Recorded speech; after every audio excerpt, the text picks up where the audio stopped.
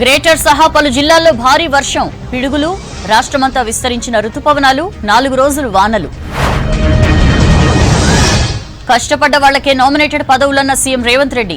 విభజన సమస్యలు పరిష్కరించుకుందామని బాబుకు ఫోన్. ముగిసిన ఎన్నికల కోడ్, రేపటి నుంచి ప్రజావాణి, జీవో 317-46 సమస్యలపై ఫిర్యాదుల కోసం వెబ్సైట్. మేడిగడ్డ 16వ గేటు రిపేర్లు చేసి లిఫ్ట్ చేసిన అధికారులు. రేపు మంత్రి ఉత్తమ్ విజిట్, బ్యారేజ్ల పరిస్థితిపై సమీక్ష. ఎమ్మెల్సీ తొలి ప్రాధాన్య ఓట్ల కౌంటింగ్ దాదాపు పూర్తి. లీడ్లో మల్లన్న, ఫ్రస్ట్రేషన్తోనే బీఆర్ఎస్ ఆరోపణలని కామెంట్. బీజేపీపై దుష్ప్రచారం చేసినా ప్రజలు నమ్మలేదన్న కిషన్ రెడ్డి. మోదీ ప్రభావంతోనే సీట్లు గెలిచామన్న లక్ష్మణ్, కొండ. చిరంజీవి ఇంట్లో కుటుంబాన్ని కలిసిన పవన్ కళ్యాణ్. తల్లి, అన్న, వదినలకు పాదాభివందనం, ఆనందంతో ఉద్వేగం. కౌంటింగ్ కు ముందు షేర్లు కొనాలని మోదీ, షా చెప్పడం పెద్ద స్కామ్. మెజార్టీ రాదని తెలిసే జనాన్ని ముంచారన్న రాహుల్.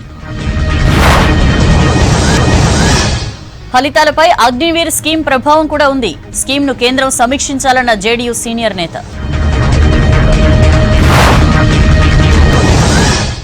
చండీగఢ్ ఎయిర్పోర్ట్ లో కంగనాను చెంపదెబ్బ కొట్టిన లేడీ జవాన్. దీక్ష చేసిన రైతులను అవమానించినందుకే కొట్టానని comment.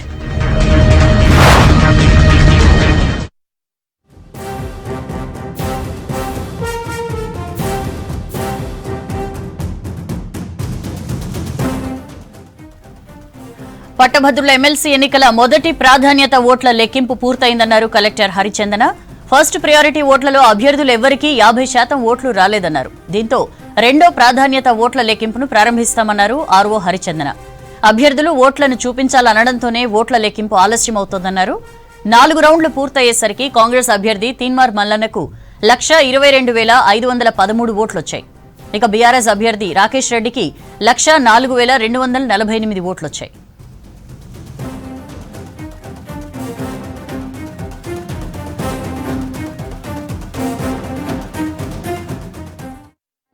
First round of voter లెక్కింపు ఫస్ట్ ప్రిఫరెన్స్ ఓట్ కంక్లూడ్ చేయడం జరిగింది. సో దీంట్లో మనం టోటల్గా 3.36 lakhs ఓట్స్ మనం కౌంట్ చేసాము. దీంట్లో ఫస్ట్ కౌంట్లో 12 postal ballot and 27,978 ballot papers reject చేయబడ్డాయి. సో టోటల్ వ్యాలిడ్ బ్యాలెట్స్ వచ్చేసి 3,10,000 ఉన్నాయి. దీంట్లో మీకు ఇప్పుడు కోటా వచ్చేసి ఇప్పుడు మన కోటా నంబర్ వచ్చింది ఫస్ట్ ఈ after rejecting the invalid ballot papers. So ఇప్పుడు మన కోటా వచ్చేసి 1.55 lakhs కోటా ఉంది. Exact number is 155,095. సో ఈ ఓట్స్ ఎవరికన్నా క్యాండిడేట్కి వస్తే వీళ్ళు డిక్లేర్ అవుతారు. కానీ ఈ ఫస్ట్ రౌండ్లో ఏ క్యాండిడేట్కి ఇంకా ఈ కోటా రీచ్ అవ్వలేదు. సో ఇప్పుడు మేము ఎలిమినేషన్ రౌండ్ స్టార్ట్ చేయబోతున్నాం. So this is the second round. Elimination రౌండ్లో లీస్ట్ ఓట్స్ ఏ క్యాండిడేట్కి అయితే వచ్చాయో ఆ క్యాండిడేట్ నుంచి మేము ఎలిమినేషన్ స్టార్ట్ చేస్తాము. దాని నుంచి పైకి వెళ్తూ ఉంటాం. అంటే ఫర్ ఎగ్జాంపుల్ మీకు ఒక క్యాండిడేట్ 11 ఓట్స్ వచ్చాయండి ఒక క్యాండిడేట్కి. ఆ ఓట్ అక్కడి నుంచి మేము 10 కూడా ఉంది. సో యతుకుల శేఖర్కి లాస్ట్ వచ్చింది. సో ఆ క్యాండిడేట్ నుంచి మేము ఇప్పుడు ఎలిమినేషన్ రౌండ్ స్టార్ట్ చేయబోతున్నాము. So this is the conclusion.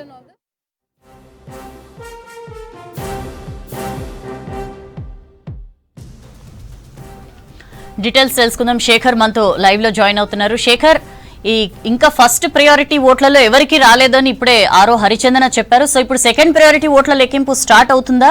ఎంత టైం పడుతుంది అదంతా ఫినిష్ అయ్యేసరికి? సౌజన్య ఉమ్మడి నల్గొండ, ఖమ్మం, వరంగల్ పట్టభద్రుల ఎమ్మెల్సీ ఎన్నికలకు సంబంధించి నిన్న ఉదయం 8 గంటలకు ప్రారంభమైన కౌంటింగ్ ప్రక్రియ ఈరోజు సాయంకాలం ఫస్ట్ ప్రియారిటీ ఓట్ల కౌంటింగ్ అయితే పూర్తయింది. ఇప్పటికే 4 రౌండ్లలో మొత్తం కూడా 96,000 చొప్పున కూడా ఫస్ట్, సెకండ్ 3 రౌండ్లు కూడా 96 టేబుల్లలో 96,000 చొప్పున ఓట్లను కౌంట్ చేశారు. లాస్ట్కి వచ్చేటప్పటికి 41,000కి పైసలకు ఓట్లను కౌంట్ చేశారు. ఓవరాల్గా ఇప్పటి వరకు 4 రౌండ్లు అయితే ఫస్ట్ ప్రియారిటీ ఓట్లలో 4 రౌండ్లు పూర్తయ్యాయి. ఫస్ట్ ప్రియారిటీ ఓట్లలో 50%కు ఒక ఓటు ఎక్కువ వస్తే వాళ్ళని అభ్యర్థి ఎమ్మెల్సీగా గెలుపొందినట్లుగా ప్రకటిస్తారు. కానీ ఎవరికి కూడా ఫస్ట్ ప్రియారిటీ ఓట్లలో కావాల్సిన కోటా రాకపోవడంతో సెకండ్ ప్రియారిటీకి పోతున్నామని చెప్పేసి ఇప్పటికే ఎన్నికల రిటర్నింగ్ అధికారి దాసరి హరిచంద్ర చెప్పుకొచ్చారు. ఇప్పటికీ ఓట్లకు సంబంధించి చూస్తే ఫస్ట్ ప్రియారిటీ ఓట్లకు సంబంధించి ఒకసారి చూద్దాం. ఫస్ట్ ప్రియారిటీ ఓట్లలో తీన్మార్ మల్లన్నకు ఇప్పటికీ 18,565 ఓట్ల లీడులో ఉన్నారు. ఇక సెకండ్ ప్రియారిటీ పోయేటప్పటికి కౌంటింగ్ ప్రక్రియ మరికొద్ది సేపట్లో ప్రారంభంగా ఉంది. ఇక తీన్మార్ మల్లన్నకు సంబంధించి ఓవరాల్గా ఓట్లు చూస్తే 1,22,813 ఓట్లు వచ్చాయి. ఇక బీఆర్ఎస్ అభ్యర్థి రాకేష్ రెడ్డికి వచ్చేటప్పటికి 1,04,248 ఓట్లు. ఇక బీజేపీ అభ్యర్థి గుజ్జల ప్రేమేందర్ రెడ్డికి 43,313 ఓట్లు. అదేవిధంగా ఇండిపెండెంట్ అభ్యర్థి అశోక్ గౌడ్ కూడా 29,697 ఓట్లను షేర్ చేసుకున్నారు. ఇక మిగతా వాళ్ళందరూ కూడా దాదాపు 2,000కు తక్కువనే, అంటే మొత్తం కూడా 52 మంది అభ్యర్థులు పోటీలో ఉంటే 4 మాత్రం ప్రధానంగా కూడా పోటీలో కనిపించారు. ఇక్కడ ఎలిమినేషన్ ప్రక్రియ ప్రారంభమవుతుంది. కింది నుంచి ఎవరివైతే తక్కువ ఓట్లు ఉంటాయో వాళ్ళందరినీ కూడా ఒక్కొక్కరి ఓట్లను సెకండ్ ప్రియారిటీ ఎవరికైతే ఇచ్చారో ఆ ఓట్లను కలుపుతూ ఒక్కొక్కరిగా ఎలిమినేషన్ ప్రక్రియ ప్రారంభం అవుతుంది మరికొద్ది సేపట్లో అని చెప్పేసి కూడా ఇప్పటికే ఎన్నికల రిటర్నింగ్ అధికారులు చెప్పుకొచ్చారు. ఈ కౌంటింగ్కు సంబంధించి ప్రారంభమైన కాంచి కొంత ఆలస్యం అవుతుంది. అదేవిధంగా ఓట్లకు సంబంధించి కొంత గందరగోళం సృష్టిస్తున్నారు అని చెప్పేసి కూడా కొద్దిసేపటి క్రితం బీఆర్ఎస్ నాయకులు ఆరోపణలు చేస్తూ ప్రెస్ మీట్ పెట్టారు. అదేవిధంగా ఆర్ఓను, ఎన్నికల రిటర్నింగ్ అధికారులను కూడా కలిశారు, ఎన్నికల అబ్జర్వర్స్ని కూడా కలిశారు. సో వాళ్ళు కూడా చెప్పుకున్నది ఏంటంటే ప్రతి టేబుల్ దగ్గర మధ్యలోనే కౌంటింగ్ అవుతుంటే మధ్యలో అడిగితే సమాధానం మేము చెప్పలేం, పూర్తిగా అయిన తర్వాత డేటాతో మేము అఫీషియల్గా ఇస్తాము డేటా అన్నప్పటికీ కూడా వాళ్ళు కొంత ఆబ్జెక్షన్ చెప్పారు. దాంతో మాకు కొంత ఆలస్యమైందని కూడా ఎన్నికల రిటర్నింగ్ అధికారి ఇప్పటికే క్లారిటీ ఇచ్చారు. మరోవైపు తీన్మార్ మల్లన్న మాట్లాడుతూ ఇదంతా కూడా ఓవైపు ఓడిపోతున్నామనే భయంతో స్పష్టంగా కూడా వాళ్ళు ఈ ఆరోపణలు చేస్తున్నారు. మరోవైపు కేటీఆర్ ఆడిస్తున్న డ్రామాలో భాగమే ఈ ఎన్నికల్లో కొంత బీఆర్ఎస్ నాయకుల ఆల్చేయాలని చెప్పేసి కూడా అటు తీన్మార్ మల్లన్న కూడా కామెంట్ చేశారు. ఓవరాల్గా నల్గొండ, ఖమ్మం, వరంగల్ పట్టభద్రుల ఎమ్మెల్సీ ఎన్నికల్లో ఉప ఎన్నికలకు సంబంధించి లాస్ట్ టైం ఇది బీఆర్ఎస్ సీటు, సో ఇప్పుడు కూడా ఖచ్చితంగా కూడా గెలుస్తామని వాళ్ళ ధీమాతో వాళ్ళుంటే ఇప్పటికే ముందంజలో తీన్మార్ మల్లన్న ఉన్నాడు. అది కూడా ఫస్ట్ ప్రియారిటీలోనే 18,565 ఓట్ల భారీ మెజార్టీ ఉంది. ఇక సెకండ్ ప్రియారిటీ పోయేటప్పటికి కూడా ఎలిమినేషన్ ప్రక్రియ ప్రారంభమవుతుంది. మొత్తం కూడా చూస్తే కింది నుంచి 52 మందిలో మొత్తం కూడా చూస్తే దాదాపు 80,000కు పైచిలకు కూడా వీళ్ళ ఓట్లు లేవు. అంటే ఫస్ట్, సెకండ్ వదిలేస్తే మిగతా వాళ్ళవి కూడా కొంత తక్కువనే ఓట్లు ఉన్నాయి. సో ఈ సెకండ్ ప్రియారిటీలో కూడా ఈ అంటే ఎవరు అనేది తేలే అవకాశం అయితే ఇక్కడ కనిపిస్తలేదు. ఎందుకంటే సెకండ్ ప్రియారిటీ ఓట్లలో కూడా తీన్మార్ మల్లన్నకు, అదేవిధంగా రాకేష్ రెడ్డి, గుజ్జల ప్రేమేందర్ రెడ్డి, స్వతంత్ర అభ్యర్థి అశోక్ గౌడ్ వీళ్ళందరూ కూడా మళ్ళీ సెకండ్ ప్రియారిటీ ఓట్లలో కూడా కొంత ఓటింగ్ని షేర్ చేసుకున్నారు. సో ఇదంతా కూడా అంటే ఈ కౌంట్ ఇది మొత్తం కూడా కౌంట్ అయ్యే వరకు కూడా అంటే ఒక తేలకపోతే సెకండ్ ప్రియారిటీలో 50% కోటా రాకుండా సెకండ్ పర్సన్ కూడా ఎలిమినేట్ చేయాల్సి వస్తే మాత్రం చివరికి రాకేష్ రెడ్డికి సంబంధించి కూడా ఓట్ల లెక్కింపు జరిగే అవకాశం కూడా ఉన్నది. రాకేష్ రెడ్డికి సంబంధించి ఎన్నైతే ఓట్లు వచ్చాయో సెకండ్ ప్రియారిటీ ఓట్లు తీన్మార్ మల్లన్నకి ఎన్ని వచ్చాయనేది కౌంట్ చేస్తారు. ఆ తర్వాత ఒకవేళ ఏవైతే కోటాకు సంబంధించి 50% ఓట్లు అదేవిధంగా ఒకటి ప్లస్గా ఉంటే ఆయనని ఎమ్మెల్సీ అభ్యర్థిగా చెప్తారు. లేదు అని అంటే డిక్లేర్డ్గా చేస్తారు ఎలక్షన్ కమిషన్. గతంలో కూడా అదే జరిగింది, ఈసారి కూడా అదే జరుగుతుంది అనేది కొంత మనకు అంటే ఇక్కడ ఉన్న ఓటు బ్యాంకుని కావచ్చు ఇదంతా కూడా చూస్తే మనకు స్పష్టంగా కూడా అర్థమవుతుంది. ఓవరాల్గా ఈ ఉప ఎన్నికలకు సంబంధించి 2 తెలుగు రాష్ట్రాలు కూడా చాలా ఇంట్రెస్ట్గా చూస్తున్నాయి. ఎందుకంటే గతంలో కూడా తీన్మార్ మల్లన్న ఒక ఇండిపెండెంట్ అభ్యర్థిగా స్వల్ప ఓట్లతోటే ఓడిపోయాడు. అదేవిధంగా పల్ల రాజేశ్వర్ రెడ్డి మీద బాగా ఫైట్ చేసిన వ్యక్తి ఆ టైంలో. ఇప్పుడు మళ్ళీ తను కాంగ్రెస్ అభ్యర్థిగా పోటీ చేస్తున్నాడు. ఎట్లా ఉంటుంది ఈ గెలుపుకు సంబంధించి ఎలాంటి అవకాశాలు ఉంటాయి అనేది చాలా ఆతృతగా చూస్తున్న పరిస్థితి. ఇక 34 నియోజకవర్గాలు, 5 అసెంబ్లీ స్థానాలు, 5 పార్లమెంట్ స్థానాలతో పాటు మొత్తం కూడా దాదాపు 12 జిల్లాలతో పాటు మిగతా 2 తెలుగు రాష్ట్రాలు కూడా చాలా ఇంట్రెస్ట్గా చూస్తున్న ఎన్నికలు ఇవన్నీ చెప్పుకోవచ్చు. దానిలో భాగంగానే ఈ కౌంటింగ్ ప్రక్రియకు సంబంధించి మాత్రం ఎలాంటి అడావిడి లేకుండా చాలా కూల్గా చేస్తున్నాం. ఎలాంటి అంటే మా తరపున అంటే అధికారుల తరపున ఎలాంటి ఆరోపణలు లేకుండా ఎలిగేషన్స్ రాకుండా మేము చూసుకుంటూ కొంత ఆలస్యమైనప్పటికీ కూడా చేస్తున్నాం. చేస్తున్నామని చెప్పేసి కూడా ఎన్నికల రిటర్నింగ్ అధికారి చెప్పుకొస్తున్నారు.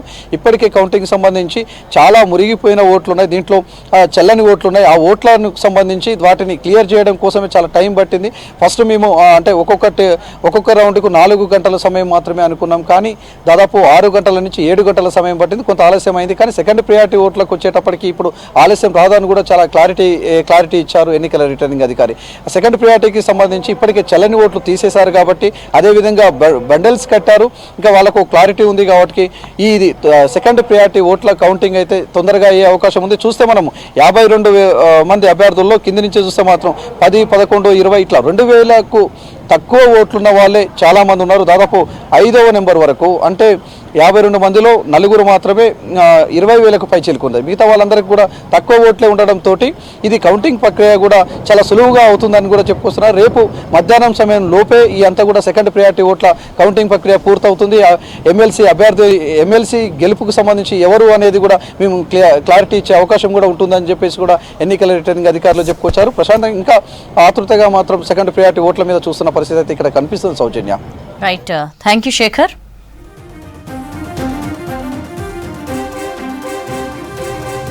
రాష్ట్రానికి రెయిన్ అలర్ట్ ప్రకటించింది వెదర్ డిపార్ట్మెంట్. ఉత్తర కోస్తా ఆంధ్ర పరిసరాల్లో ఉపరితల ఆవర్తనం కొనసాగుతోందని తెలిపారు అధికారులు.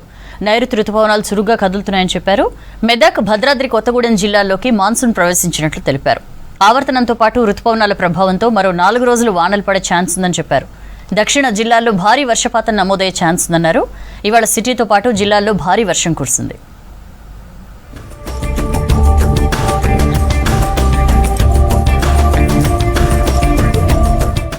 నైరుతి రుతుపవనాలు చురుగ్గా కదులుతున్నాయని తెలిపారు వెదర్ ఆఫీసర్లు. మెదక్, భద్రాద్రి కొత్తగూడెం జిల్లాల్లో వ్యాపించాయని చెప్పారు. రుతుపవనాల ప్రభావంతో దక్షిణ జిల్లాల్లో అధిక వర్షపాతం నమోదయ్యే ఛాన్స్ ఉందన్నారు. మరోవైపు ఉత్తర కోస్తాంధ్ర మీదుగా ఉపరితల ఆవర్తనం కొనసాగుతుంది. ఆవర్తనం ప్రభావంతో రాష్ట్రంలో విస్తారంగా వర్షాలు కురుస్తున్నాయి. సిటీతో పాటు జిల్లాల్లో మోస్తరు నుంచి భారీ వర్షాలు కురుస్తున్నాయి. ఉపరితల ఆవర్తనంతో పాటుగా మనకి ఇది ఉత్తర కోస్తాంధ్ర పరిసర ప్రాంతాల్లోని కొనసాగుతూనే బే ఆఫ్ బెంగాల్లో ఉంటూనే ఉంది. దీంతో పాటుగా మనకి ఋతుపవనాలు కొద్ది చురుకుగా కదులుతూ ఉన్నాయి. ఋతుపవనాల్లో చూసుకున్నట్లయితే ప్రస్తుతానికి నిన్నటి వరకు మనకి నారాయణపేట వరకు విస్తరించిన ఋతుపవనాలు, నారాయణపేట, నల్గొండ వరకు విస్తరించిన ఋతుపవనాలు ఈ రోజు కొద్దిగా మనకి ఉత్తర దిశలుగా కుదిలి దాదాపుగా మెదక్, సంగారెడ్డి, దీంతో పాటుగా సిద్దిపేట పరిసర ప్రాంతం నుంచి భద్రాద్రి కొత్తగూడెం వరకు కూడా మనకి విస్తరించాయని చెప్పవచ్చు. రేపు మరింతగా అంటే ముందుగా మనకి ఉత్తరాది జిల్లాల్లో కూడా వర్షపాతం నమోదవుతూ నిజామాబాద్ వరకు కూడా వచ్చే అవకాశం అయితే కనిపిస్తుంది. రానున్న 4 రోజుల పాటు రాష్ట్రానికి రెయిన్ అలర్ట్ ప్రకటించింది వెదర్ డిపార్ట్మెంట్. కొన్ని జిల్లాలకు భారీ వర్ష సూచన జారీ చేశారు అధికారులు. భద్రాద్రి కొత్తగూడెం, ఖమ్మం, నల్గొండ, సూర్యాపేట, రంగారెడ్డి, వికారాబాద్, నాగర్ కర్నూల్, వనపర్తి, నారాయణపేట, నిజామాబాద్తో పాటు ఆదిలాబాద్ జిల్లాలకు ఎల్లో అలర్ట్ ఇచ్చారు. మిగతా జిల్లాల్లో ఉరుములు, మెరుపులతో కూడిన వానలు పడే ఛాన్స్ ఉందన్నారు.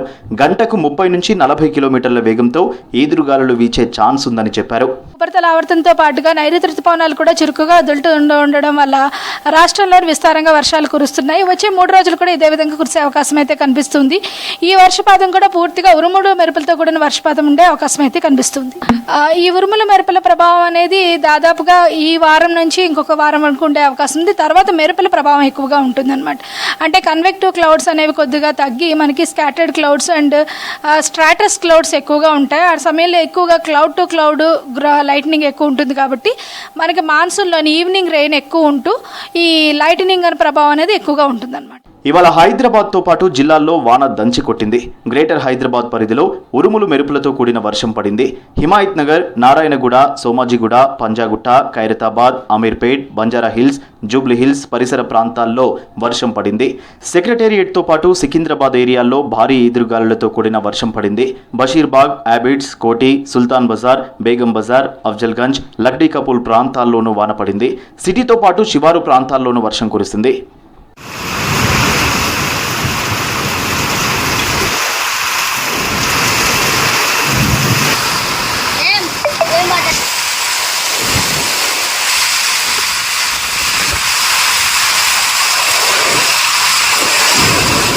ఉమ్మడి మహబూబ్ నగర్, కరీంనగర్, ఆదిలాబాద్ జిల్లాల్లో భారీ వర్షం పడింది. కొమరంభీం ఆసిఫాబాద్ జిల్లా చింతలమానేపల్లి మండలంలో ఉరుములు మెరుపులతో కూడిన వర్షం బీభత్సం సృష్టించింది.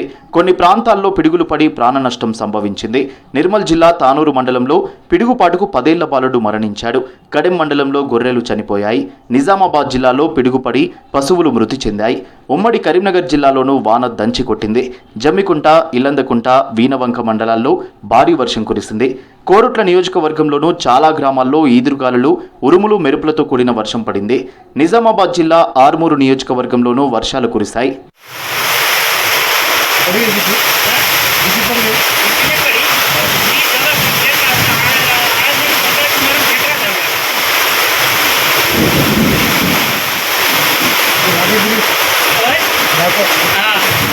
ఓవైపు రాష్ట్రంలో విస్తారంగా వర్షాలు కురుస్తుండటంతో రైతులు వానాకాలం సాగులో బిజీగా ఉన్నారు. ఈసారి వర్షాలు బాగుంటాయని అధికారులు చెప్పడంతో పెద్ద ఎత్తున సాగు చేస్తున్నారు.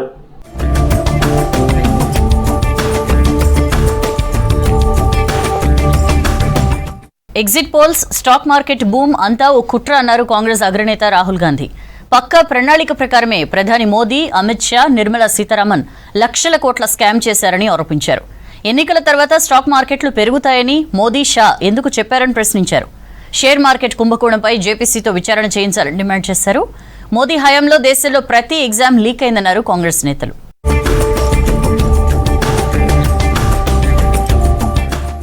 లోక్సభ ఎన్నికల ఫలితాలకు ముందు స్టాక్ మార్కెట్ బూమ్ పెద్ద కుట్ర అని ఆరోపించారు కాంగ్రెస్ అగ్రనేత రాహుల్ గాంధీ. ఎగ్జిట్ పోల్స్ ను వాడుకొని బీజేపీ నేతలు షేర్ మార్కెట్ లో భారీగా లాభాలు పొందారన్నారు. జూన్ 3న షేర్ మార్కెట్ భారీగా పెరుగుతుందని, 4న పడిపోతుందని బీజేపీకి ముందే తెలుసన్నారు. ఈ స్కామ్ లో ప్రధాని మోదీ, హోంమంత్రి అమిత్ షా, ఆర్థిక మంత్రి నిర్మలా కుట్ర ఉందని ఆరోపించారు. ఎన్నికల ప్రచారంలో మళ్లీ బీజేపీ గెలుస్తుందని, స్టాక్ మార్కెట్ బూమ్ అవుతుందని మోదీ, షా పదే పదే తప్పుడు ప్రచారం చేశారని గుర్తు చేశారు. దీంతో ఇన్వెస్టర్లు లక్షల కోట్ల పెట్టుబడులు పెట్టి నష్టపోయారన్నారు రాహుల్. नरेंद्र मोदी जी कहते हैं stock market will break records on June 4th, फिर 28 मई को रिपीट करते हैं. 3 जून को स्टॉक मार्केट सारे रिकॉर्ड तोड़ देता है और 4 जून को खटाक से स्टॉक मार्केट अंडरग्राउंड चला जाता है.